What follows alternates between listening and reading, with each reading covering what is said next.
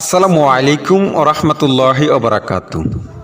এক বোন প্রশ্ন করেছিলেন, বিবাহের পর হাতে চুড়ি রাখা কি জরুরি, বা হাত থেকে চুড়ি খুলে ফেললে আমার স্বামীর কোনো অমঙ্গল হবে, আমার স্বামীর কি বিপদ আসবে, বা আমার স্বামীর কি হায়াত কমে আসবে?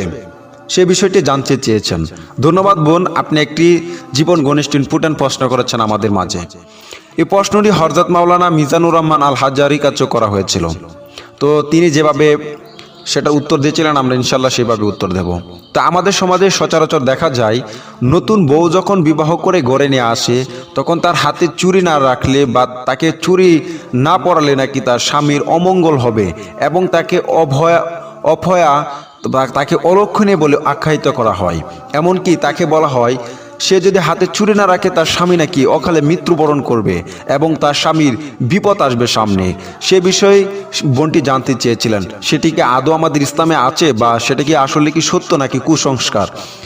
তো সে বিষয়ে দাম্পত্য চিরস্থায়ী রূপে হাতের আংটি দেওয়া বৈধ নয়, কারণ তা অমুসলমানের কাজ। হাতের সৌন্দর্যের জন্য মহিলাদের চুড়ি পরা বৈধ, তবে তাতে ওই বিশ্বাস রাখা অমূলক যে তা খুলে ফেললে স্বামীর কোনো অমঙ্গল ঘটবে, বা স্বামীর কি মৃত্যু ঘটবে, বা স্বামীর কোনো বিপদ আসবে, বা সে স্বামী কি হায়াত কমে আসবে, বা তার সংসারে কি অশান্তি নেমে আসবে। হাতে চুড়ি না রাখলে তার কোনোটাই ঘটবে না, স্বামীর মৃত্যুও হবে না বা স্বামীর বিপদও আসবে না।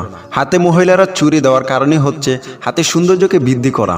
তো এটি যেহেতু আমাদের রীতি নিয়ে এসেছে যে হাতে চুড়ি রাখা সৌন্দর্য, সেটাই করা উত্তম। কিন্তু এ যদি বিশ্বাস করেন যে স্বামীর অমঙ্গল ঘটবে বা স্বামীর মৃত্যু হবে, এটা আসলে একটি কুসংস্কার। তো আপনি হাতে চুড়ি রাখতেও পারেন, না রাখতে পারেন, এতে আপনার স্বামীর কোনো ক্ষতি হবে না।